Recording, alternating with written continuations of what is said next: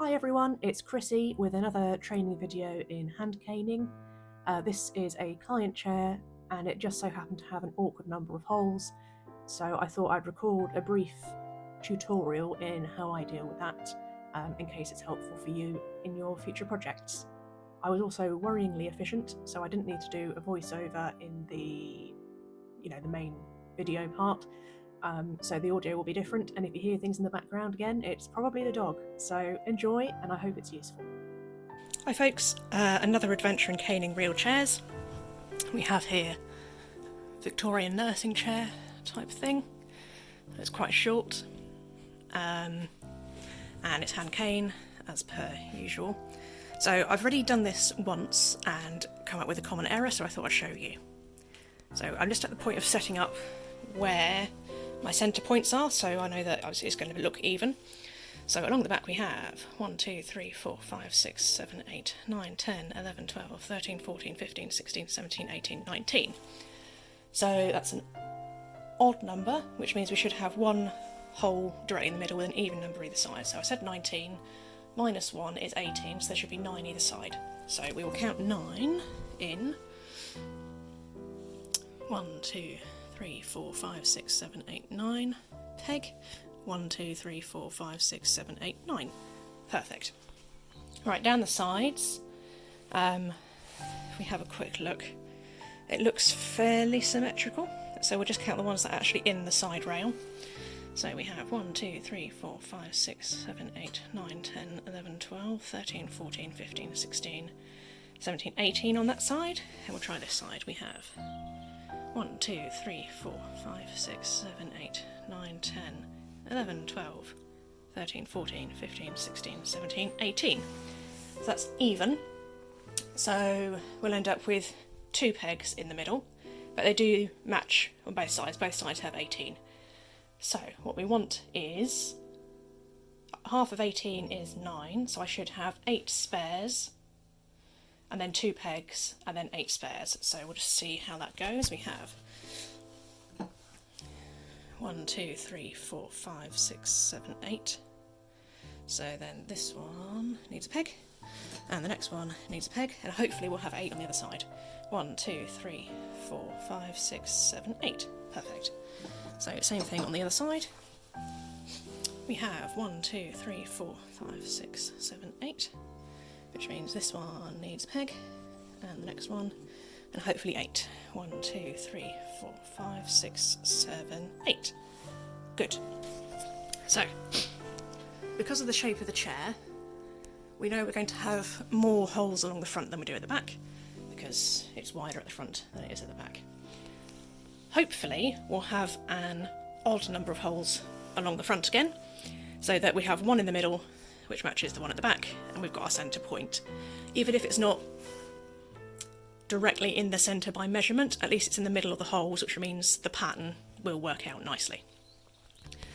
Right, so just in the front rail, so we're not double counting any holes, we have 1, 2, 3, 4, 5, 6, 7, 8, 9, 10, 11, 12, 13, 14, 15, 16, 17, 18, 19, 20, 21, 22.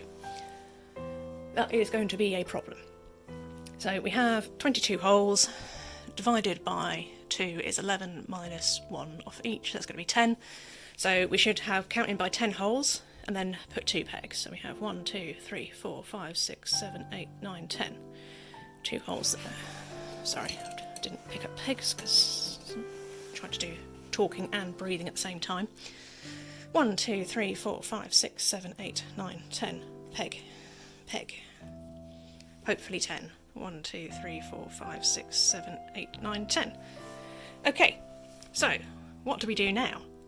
The ones that go across the side, it doesn't matter because we've got 2 that match and 2 that match, so I can just take out, say, the front 2, and I know that the back 2 are the same distance, so the horizontals are all gravy.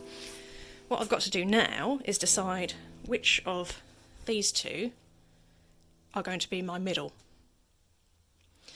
So what I would do at this point, if the whole thing was slightly lopsided, I would just make an arbitrary decision, put the first verticals in and see how it looked, and if it was wrong or looked a bit... Sorry, dog in the background. looked a bit wonky, I would undo it and do it again using the opposite one to see if that looked any better. Because the rest of it is fairly symmetrical though, and like there's not an obvious difference in the size of the holes, it's not like I know I'm definitely missing a gap or it's been unevenly drilled.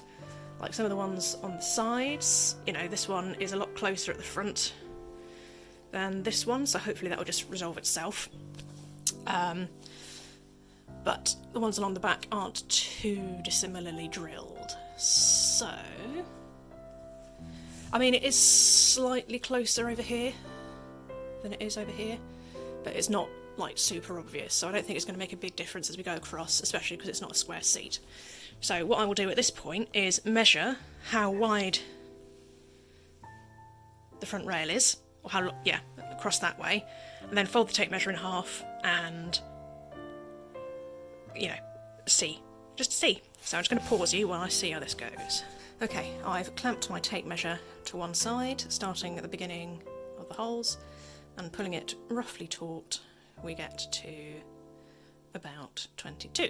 So that is a foot, more or less, 12 inches, which means I need to find where 6 inches is and decide which of these two pegs in the middle is closest to 6 inches. So I've clamped one side so I can use one hand. 6 inches from where we've counted is 16. So we stand up, have a good look, and to my eye, getting it about even, I'd say that the one on the left is probably our closest one. So that is going to be my token middle. I will now set this up, zoomed, with the first set of verticals at least, maybe horizontal as well, just so we can have a look at it, and then I will report back to see if my approximation was right. Alright, back again. Just got the first verticals in, and I've used colour-coded pegs. So the white is the centre, and all the colourful pegs are all the other holes. So you can see it looks about right. If I scan down, nothing looks too close to each other, all looks vaguely parallel. And what it just means is that on this side I have 2 spare holes to do the short settings to account for the curve, and on this side I have 3.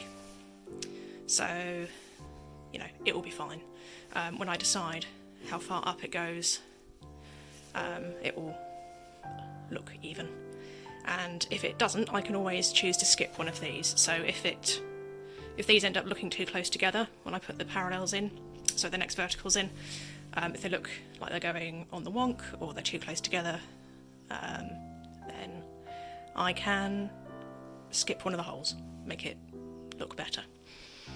Cool, so I will check back in once we finish the whole seat, if I remember, and the sunshine holds. Alright, an update. The weaving is done. I haven't done the edge binding yet, but just to show, it looks pretty good. So where I chose to put my centre strand worked out well. So on the left hand side you can see I've got 2 short settings, and on the right hand side I have 3, but the third one goes as far up to the back as I could. I mean, theoretically it could have gone into the corner hole, but I wanted the back to look as symmetrical as possible, so I've just stuck it down 1 and it's fine. So there we go. I will also show you how I do the binding, or how I choose to deal with the binding, because again we have even and odd sides, and the client is getting part pegged, part beaded, so I'll show you how I deal with that as well. Alright, all done. So from top, scanning down. At a quick glance it looks nice and even still. Part beaded, part couched around the edge, and then because the even numbers are at the front, I've chosen to have a double bead, so as you sit backwards and forwards, you know, sliding backwards and forwards over it, it's got extra secure pegging beading in the front, because if I had chosen it to do it the other way, I'd have had a big loose part of cane right in the middle, which is more likely to snap. So yes, chair done, ready for invoicing and to go home. Again, thank you for watching, and I hope this is useful. Here you can see some stills of the finished product, and the client is happy. He will be going home very soon. So please take a look at the other videos on the channel in case they're helpful as well, and if you've got any suggestions or recommendations of things that you'd like me to talk about, please just let me know. Bye!